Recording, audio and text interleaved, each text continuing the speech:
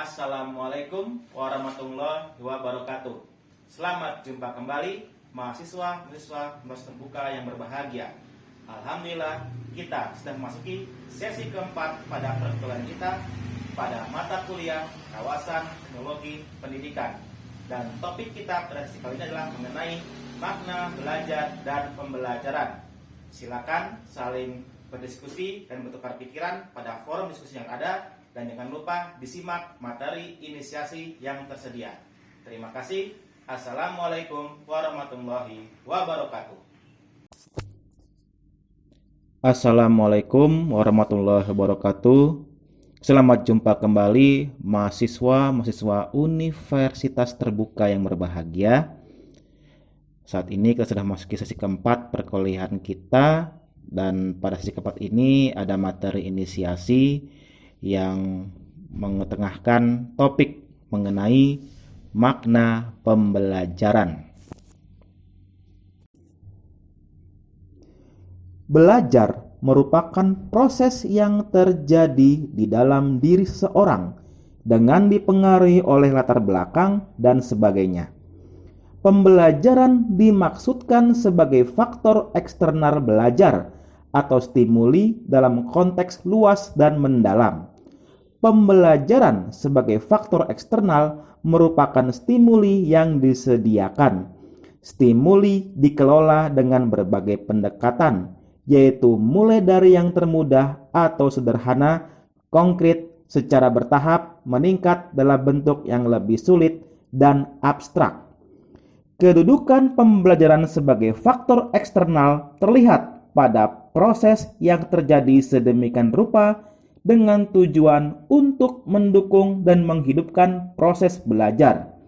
Pembelajaran berperan sebagai upaya khusus yang dirancang dengan sengaja untuk menciptakan proses belajar tersebut. Pendidik merupakan salah satu faktor penentu yang dominan dalam pendidikan pada umumnya, karena pendidik memegang peranan dalam proses pembelajaran, di mana proses pembelajaran merupakan inti dari proses pendidikan secara keseluruhan. Sebagai faktor pendukung belajar, pembelajaran memiliki peran yang penting. Proses pembelajaran merupakan suatu proses yang mengandung serangkaian peristiwa yang dilakukan oleh pendidik dan peserta didik atas hubungan timbal balik yang berlangsung dalam suatu situasi edukatif untuk mencapai tujuan tertentu. Peranan pendidik meliputi banyak hal, yaitu pendidik dapat berperan sebagai pengajar, pemimpin kelas, pembimbing, pengatur lingkungan belajar, perencana pembelajaran, motivator, dan juga evaluator. Di sini kita akan bahas peran pendidik sebagai demonstrator, pengelola kelas, mediator, dan fasilitator. Melalui perannya sebagai demonstrator, pendidik hendaknya menguasai bahan atau materi pelajaran yang akan diberikan kepada peserta didik. Selain itu, pendidik juga senantiasa mengembangkan keterampilan dan pengetahuan terkait ilmu yang dimilikinya, karena hal ini akan sangat menentukan hasil belajar yang dicapai oleh peserta didik. Kemudian sebagai pengelola kelas. Dalam perannya sebagai pengelola kelas, pendidik hendaknya mampu melakukan penanganan pada kelas. Lingkungan kelas diatur dan diawasi agar kegiatan pembelajaran terarah pada tujuan-tujuan pendidikan. Sebagai manajer, pendidik bertanggung jawab memelihara lingkungan fisiknya agar senantiasa menyenangkan untuk belajar dan mengarahkan atau membimbing proses-proses intelektual dan sosial dalam kelasnya. Kemudian pendidik sebagai mediator dan fasilitator. Sebagai mediator, pendidik hendaknya memiliki pengetahuan dan pemahaman yang cukup tentang media pendidikan, karena media pendidikan merupakan alat komunikasi guna lebih mengefektifkan proses pembelajaran. Kemudian pendidik sebagai evaluator. di mana evaluasi perlu dilakukan karena dengan begitu pendidik dapat mengetahui keberhasilan pencapaian tujuan, penguasaan peserta didik terhadap pembelajaran, serta ketepatan dan keefektifan metode mengajar yang digunakan. Sekarang kita akan membahas pembelajaran sebagai komunikasi, di mana komunikasi adalah proses penyampaian pesan dari komunikator kepada komunikan melalui media yang menimbulkan efek tertentu. Komunikasi dalam pembelajaran diartikan sebagai interaksi belajar yang terjadi di kelas, yang dilakukan oleh pendidik kepada peserta didik atau sebaliknya. Unsur komunikasi terdiri atas 5 unsur, yaitu komunikator, pesan, media, komunikan, dan efek. Sedangkan fungsi komunikasi terdiri atas 4 fungsi, yaitu fungsi komunikasi sosial, fungsi komunikasi ekspresif, fungsi komunikasi ritual, dan fungsi komunikasi instrumental.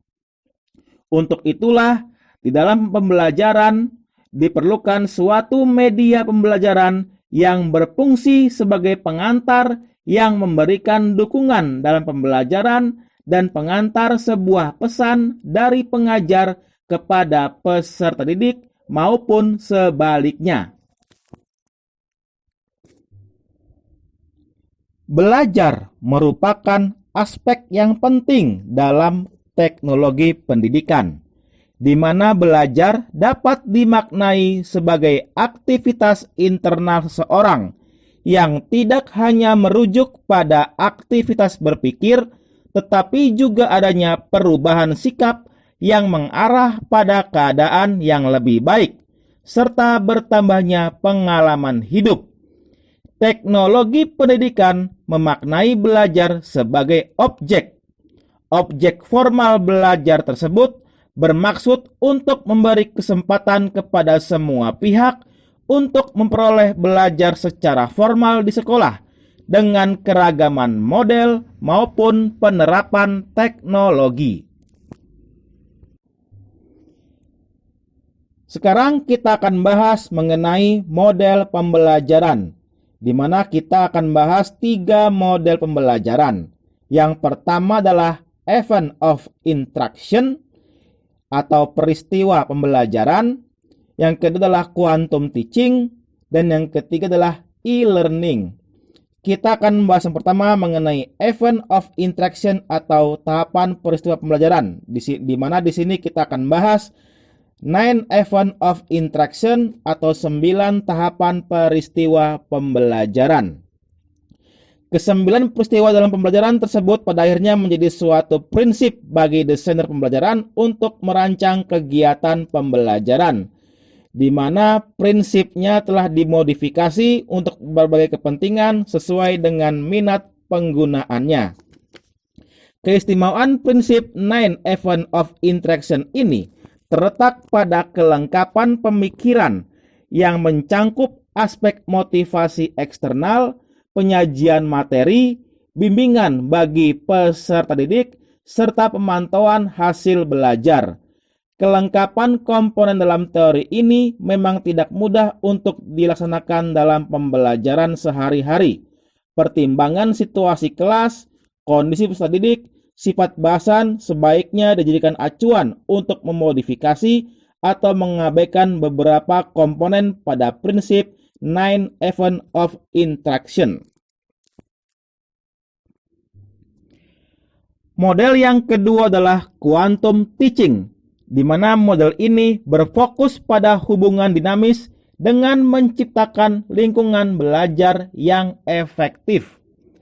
Dalam quantum teaching terdapat istilah bawalah dunia mereka ke dunia kita dan antarkan dunia kita ke dunia mereka.